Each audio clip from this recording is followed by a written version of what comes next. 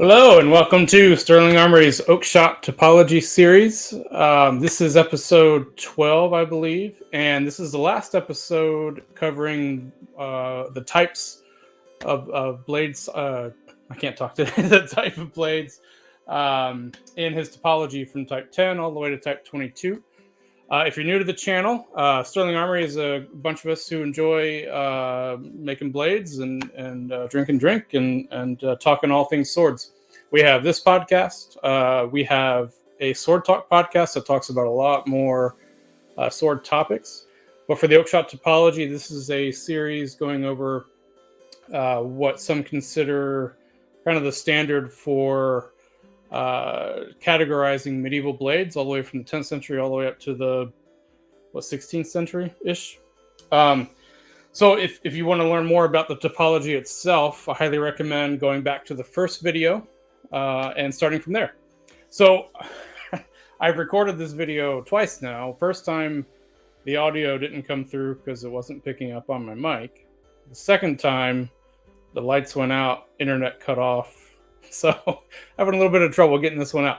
It's been a while since we've done an Oakeshott Typology because we've been quite busy doing various shows, making lots of blades, all sorts of things. So we wanted to pick this back up. And with Type 14, which is the one we're doing today, again, it's the last. We didn't do them in order, though, or I didn't do them in order. So when you go through the playlist of Oakeshott Typology, you can follow the order if you like. But in terms of chronological order that these were released, it's all over the place because I was releasing them as I had the interest to do whatever type is done. Now, this isn't the last of the Oakeshott Typology videos, because not only did Oakeshott categorize blade types, but he also categorized guards and pommels and grip shapes and all sorts of things. So I'm going to do a couple more videos on that as well. But for Type 14, let's dive into it. So again, this is the last of the types. So real quick, so for you guys, again, who are new, we have two main sources from Oakeshott, and that is his Records of the Medieval Sword. And this is a more pictorial guide for images of historical pieces that fit each blade type. And then we have Sword in the Age of Chivalry, which is his first book on the matter, and it's been updated as well. And basically, Sword in the Age of Chivalry, he goes in and describes each of the blade types. And again, a quick thing is it's just a good way to categorize medieval blades and the Revolution throughout the medieval time period. Okay, so I guess as a maker, and another reason why the topology is stuck really well with today's modern market is it's a very easy way to categorize medieval blades. So if someone, a customer or a maker, is talking about, hey, I have a medieval sword, that could mean a whole lot of different things. So the Oakeshott Typology, if you know the type, it really helps narrow down what type of medieval sword you're talking about. So it's just an easy way to communicate a more detailed description of a sword. I think that's why it's become so popular. So real quick, so Type 14 is what we're on today. So again, it starts at Type 10. Goes all the way to Type 22, but we're on Type 14. So Type 14 is one of my favorite types. It is the end of, there's two groups in his topology. Group 1, which is swords that have developed against chain armor, he thinks. It's a supposition. And then Type 2 is swords that evolved and developed based on plate armor. So Type 14 is the last in the Group 1, developed against chain armor or mail armor. And it's also the last with the lenticular cross-section, for the most part. That's not 100% true, because there are some later ones that go back to a lenticular cross-section, but it's the last in Group 1 before the diamond cross-section blades really start becoming popular in the medieval times. So real quick, I'm going to go through the characterization, so I'm actually going to read right out of his particular categorization and description of what a Type 14 is. Then we're going to go through some images, and hopefully by the end of this video, you'll know exactly what a Type 14 sword is. It is very similar to a couple other types, so you'll be able to know not only why something is a Type 14, but why it's different than other types. So, real quick, Type 14. It is a short, broad, sharply pointed blade tapering strongly from the hilt of a flat cross-section. And when he says flat cross-section, he means lenticular squished cross section. And the point end of the blade may, in some examples, have a slight though perceptible midrib. So that means he's saying that it could have a central ridge, but that doesn't mean it's a diamond cross section. So it's a big difference between a lenticular cross section with a midrib versus a full diamond cross section. They're quite different.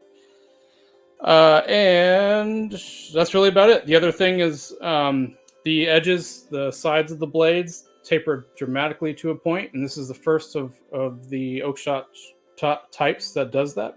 So all the other types are mostly parallel. I believe the type 12 starts to taper towards a somewhat of a point, but nowhere near as drastic as the type 14 does. So the type 14 is really the first really profile tapering blade. So yeah, that's type 14. Now the cool thing about, well, cool. One of the things about type 14 is it doesn't change descriptions from this book to the next. A lot of the types do, due to his kind of evolution of the process, whereas this one pretty much stays the same. So type 14s, real quick. Let me add to the stream. Let's go through some images. So this is another source we use. It's a great source for if you're following any medieval type sword discussion or sword history and study. My Armory is a great web source, and I believe this image was drawn by Peter Johnson for the My Armoury Oakeshott descriptions. So in their featured content section, they have a whole description of the Oakeshott Typology. It's very great to cover. Lots of images, lots of examples. Pretty much as good as the books are, I think. They do a really good job with it. So I believe this is where this image is from, but the center piece there is the famous Type 14 that Oakeshott says is the most classic example of a Type 14, which is in the Met Museum. And that piece is a monster. It's huge. It's a 32 or 33 inch long blade, super wide. It's almost 4 pounds, and it's just a giant blade. And they believe it was a ceremonial blade, but it is a great example of a Type 14.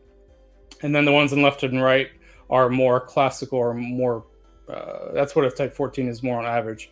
So usually the blades are 26 to 30-ish inches. That's about it. And then the grips are quite short, always a wheel pommel.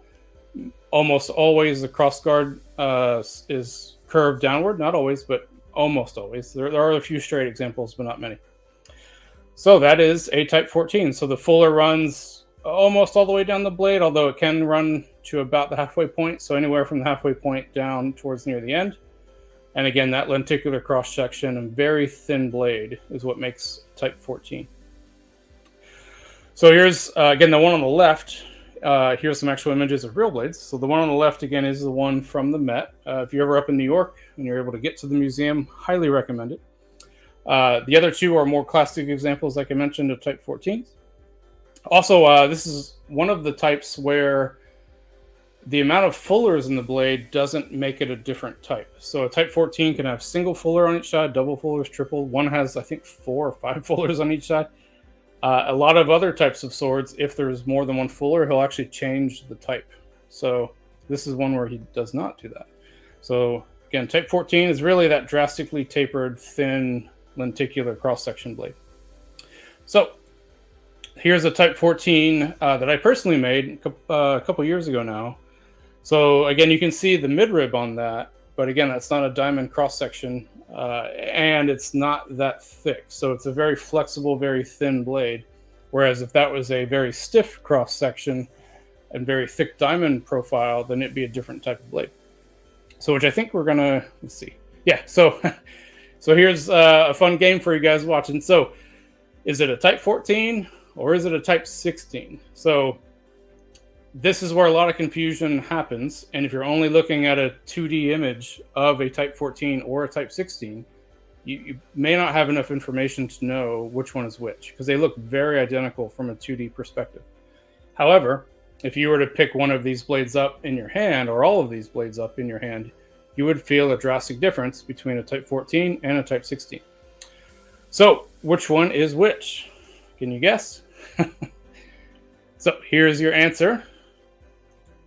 Okay, so we have left and right are both Type 14s, and the central one is a Type 16. Were you able to guess that? So there's an easy way to guess. If you look at that center one, you can tell the cross section from the fuller down is a pretty thick diamond cross section. And that is really what distinguishes the 16 from the 14. Also, the one in the center doesn't have a wheel pommel, whereas almost all 14s have wheel pommels. And the guard is straight. Again, some 14s can have straight guards too, but that would be more of a Type 16 thing. But yeah, the big defining feature is that diamond cross section of the Type 16. It's much stiffer. It's much less, like if you were to have the blades in your hand, you'll be able to flex the one on either side, left and right, pretty easily in your hands, whereas the central one will feel more like a stiff bar.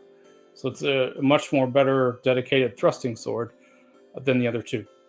So that's the big difference between a 14 and a 16. I think that's all. Yeah, that's all the images we have there.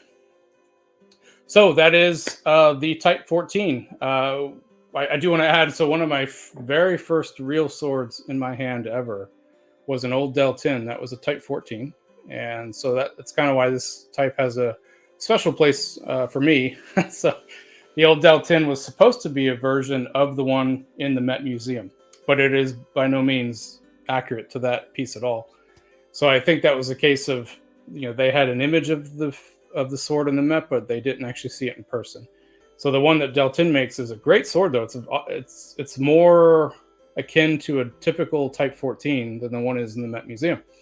So it's a shorter blade. I think it's only 28 inches. Beautifully made blade. And I'm actually trying to find one now. So I called Del 10 and he's actually, or I sent him an email, and he's not currently making them, but hopefully he'll be making some in the future. So if you do know of one, I'm looking for one. That is one piece in my collection that I'm missing.